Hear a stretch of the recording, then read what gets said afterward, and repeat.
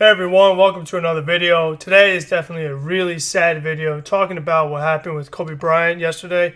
And it really, you still just can't believe that it happened. I tweeted when it happened, RIP Kobe, absolutely speechless. And even now, a day later, I still am because you still just never think that these kind of things are going to happen. And how often, not only if it's a Kobe or someone else that we idolize, any kind of celebrity or things like that, or people in our own life, we take them for granted, and you never know when they could go. And it's just like the thing with Kobe that it would hurt me the most, I would say, is the way he went out. And he went out with the right intentions and the right mindset, taking his daughter to a basketball game.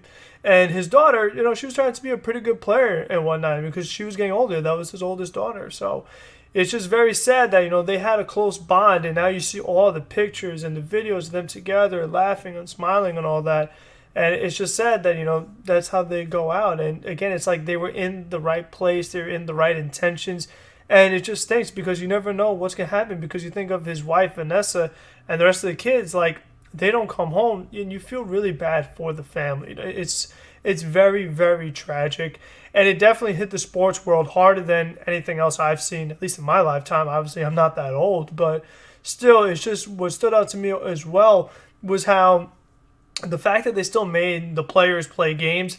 I wasn't a fan of that, I have to be honest with you, because after this news, I didn't want to really watch basketball because Kobe Bryant, for me, and like many of these other young players, he's kind of what got us into basketball. When I first started watching basketball, Kobe Bryant was the one that was playing. I have to be honest with you. It was against the Celtics, all those finals matchups they had, and there was always a rivalry, and everybody knew who Kobe was. That's the other big thing about him, is that like even people who are not big basketball fans at all and don't even watch basketball, they still know who Kobe is. Like, that's how popular he was. Whether you're shooting paper, rolled up paper into a garbage basket saying Kobe, or stuff like that. Like that, it was just kind of a thing of the culture. At least in America. I imagine that he's somebody, given his background doing stuff with soccer and whatever, he's somebody that traveled globally. So I know that this also impacted other areas besides just the United States. But definitely, like, you could go to somebody that doesn't really watch basketball and say, you know who Kobe Bryant is? And they're like, of course I know who Kobe is. But then if I say to them, you know who Giannis Antetokounmpo is, who's probably the best player in the NBA right now, at least one of the best, reigning MVP, they don't know who he is. That's the way Kobe broke the barriers, between the casual fan and the diehard fan. Everybody knows who Kobe Bryant is. They might not necessarily know who Shai Gilgeous-Alexander is, really upcoming young player for the Thunder, or they all know who Luka Doncic is, who's becoming a rising star in our league. So all that kind of stuff is just very interesting to me.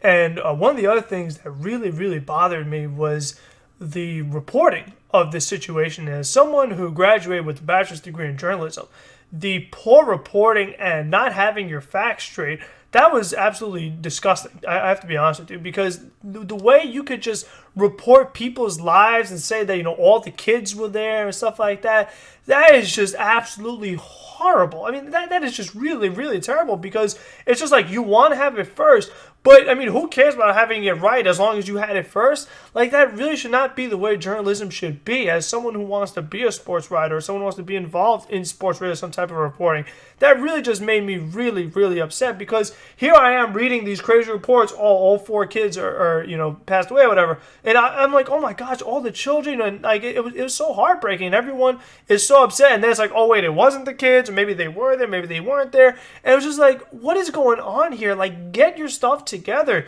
Don't give us information until you actually know what is going on. You don't do that to people. Think of, I know Vanessa was probably with the rest of the children, but think of other people that were close to Kobe and his family, and they're like, oh my gosh, all his children are gone, but then they don't know. Like, you don't do that. Like, if it was your family, you wouldn't want somebody saying, oh, well, your family isn't here, or wait, your family is here. You don't want that kind of stuff. That is really just, it's so far beyond inexcusable. So I really, really did not like that. And then, like I said, I did not like that they played NBA games today, or yesterday, excuse me.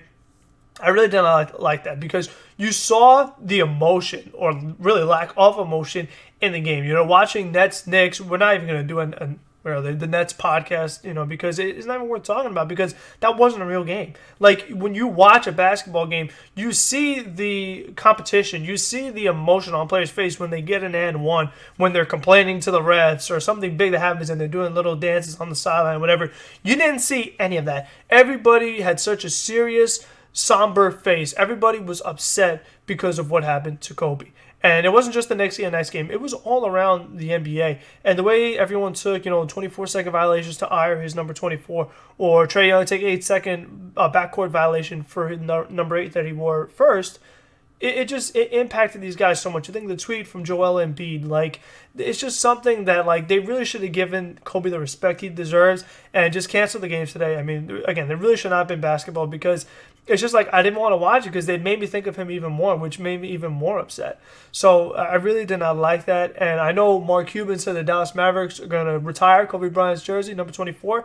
And I think that should be done around the NBA. I really do. And I know he's, didn't do like all the most amazing, stuff off the court as far as, philanthropy and community work. And that's not why you retire his number. You retire his number because of what a legend he was in the game. And I just think that, like, when you think of number 24 in basketball, you think of Kobe Bryant. There is nobody else that comes to mind. So it's just like, I think, like, the way Jackie Robinson's 42 was retired, you retire 24. I really think that's just fair because, again, this guy was such a legend and was what really got the NBA, helped get this generation of the NBA going. Because it's like the NBA has had so many legends, when you go from Bill Russell to Kareem, and then you go to Magic and Larry Bird, and then you go to Michael Jordan, and then you go to Shaquille O'Neal and Kobe Bryant and Tim Duncan, all these guys. Now you have LeBron, then you have KD, now you have Giannis coming and Steph Curry. So it's just like you always have your legends that pass it on down to the next generation. And for this generation right now, my age, 23, around there, Kobe Bryant is the guy that set the way and got us all interested and, really kept basketball going. He paid it forward.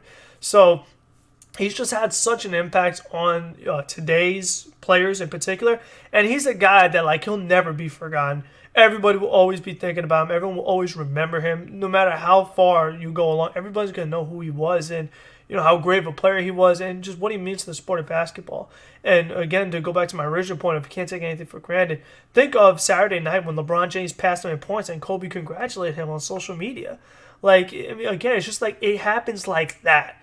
And you really don't know when it's going to happen. And, again, for me, Kobe was something that's very important to me. As you can see, I'm wearing a Kobe shirt. You can't really see it because of the color on the color. But also, Kobe shoes and Laker colors.